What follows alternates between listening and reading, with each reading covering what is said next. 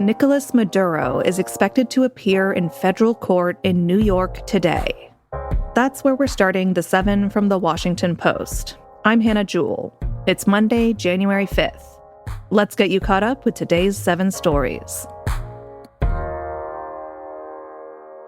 Early on Saturday, elite U.S. Army commandos arrived in Venezuela by helicopter. They descended into a compound where President Nicolás Maduro and his wife Celia Flores were sleeping. The couple were taken by helicopter to a U.S. ship positioned off Venezuela. From there, they were flown to New York, where they will face drug trafficking charges. The deposed Venezuelan president is expected to be arraigned in U.S. District Court in Manhattan at noon Eastern. President Donald Trump has said the U.S. will run Venezuela for an unspecified length of time. That plan is clouded in confusion. Venezuela has one of the largest oil reserves in the world. Trump also said U.S. oil companies would move into the country and try and boost oil production. That plan also faces major challenges. Secretary of State Marco Rubio defended the operation on NBC's Meet the Press yesterday. This was not an action that required congressional approval. In fact, it couldn't require congressional approval because this was not an invasion. This is not an extended military operation. This is a very precise operation that involved a couple of hours of action. It was a very delicate operation, too. It was one that required all these conditions to be in place at the right time in the right place. You couldn't afford leaks. We couldn't afford anything out there that would have endangered the mission and gotten people killed or killed off the mission and the optionality. Also speaking to Meet the Press, House Minority Leader Hakeem Jeffries pushed back on that argument. So, of course, this was the military action. And pursuant to the Constitution, only Congress has the power to declare war, to authorize acts that take place in this regard. The U.S. operation has divided Venezuelans. Many world leaders and international organizations have condemned the raid, saying it was a violation of international law. Experts told the Post that while the Trump administration's capture of Maduro may violate international law, that is unlikely to affect legal proceedings against him in U.S. courts. We asked Americans what they thought about U.S. actions in Venezuela. That's number 2. What do Americans think about the U.S. military operation that captured Nicolás Maduro? And what role should the U.S. have in deciding how the country is governed? The Post texted more than 1,000 Americans to ask.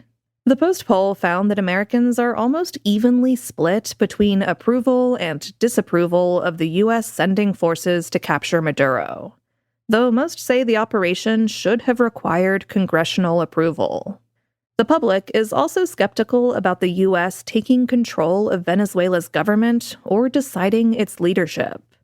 An overwhelming majority of Americans say the Venezuelan people should decide the leadership of their country, while only 6% say the U.S. should do so. You can find the full results from our poll in our newsletter today. Just follow the link in our show notes. Number 3. Democrats appear primed to win the House of Representatives in the 2026 midterm elections. Democrats are celebrating signs that the tide is turning their way in this year's elections. Polling, off-year victories, and voter anxiety over the economy are looking favorable to Democrats. They lead in support for control of Congress by 5 percentage points in a post-average of November and December national polls. But translating dissatisfaction with President Trump into a blue electoral tsunami will be harder to achieve than in years past. Democrats will need to compete in districts that Trump won by large margins to pick up a significant number of seats. Of the 39 seats Democrats are competing for, 28 are in districts that Trump won by 5 or more percentage points. Meanwhile, a gerrymandering spree instigated by Trump has narrowed the number of truly competitive seats. That furthers a trend that was already underway in recent elections as the nation has become more polarized.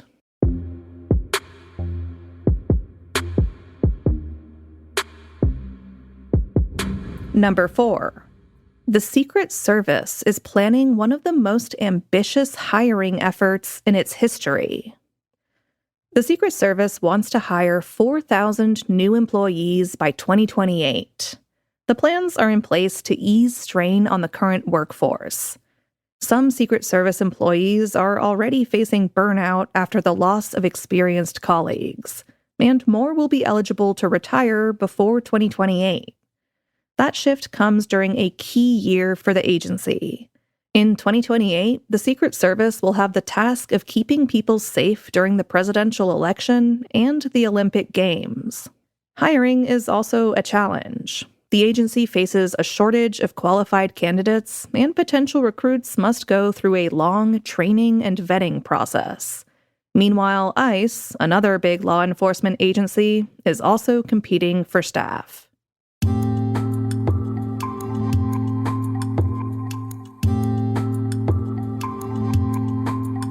One cause of death is growing faster than all the others in America. That's number 5. Something strange is happening with malnutrition. It's by far the fastest growing cause of death in America, soaring 6-fold over the past decade or so. That's according to a post-analysis of death certificate data from the CDC. When you dig into the data, you see malnutrition deaths rising across the board. Every state, every education level, every race, every gender. Only one metric showed clear differences: age. Americans 85 or older die from malnutrition at around 60 times the rate of the rest of the population. And such deaths are rising about twice as fast among that group. While food insecurity has risen among older Americans from 2011 to 2023, it can't explain a 746% increase in malnutrition deaths over that period. According to experts, a better understanding of malnutrition means it has appeared on more medical charts. And from there, it occasionally makes its way onto more death certificates, helping to explain the spike.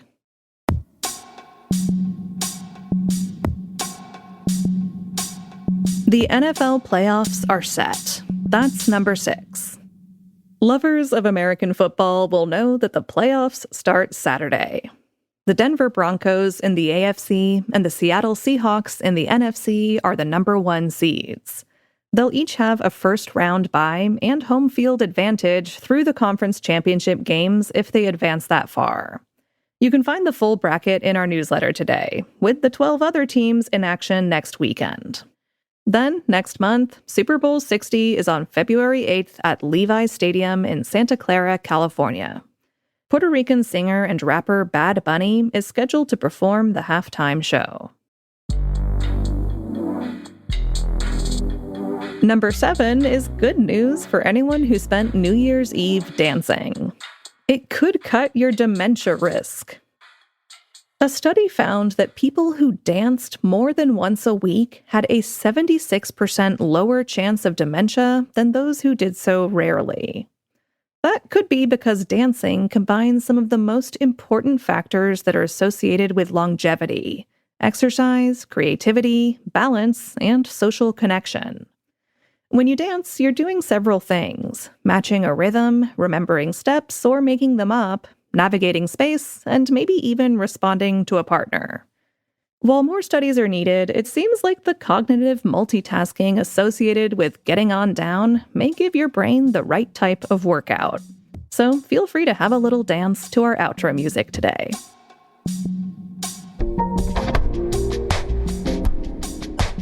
All right, you're all caught up. It's a new year, and high time you signed up for our newsletter. It has links to all the stories I talk about here on the podcast and much, much more. It even has games. Sign up at the link in our show notes, and you can get the 7 Morning Briefing delivered to your inbox early every weekday morning. I'm Hannah Jewell. I'll meet you back here tomorrow.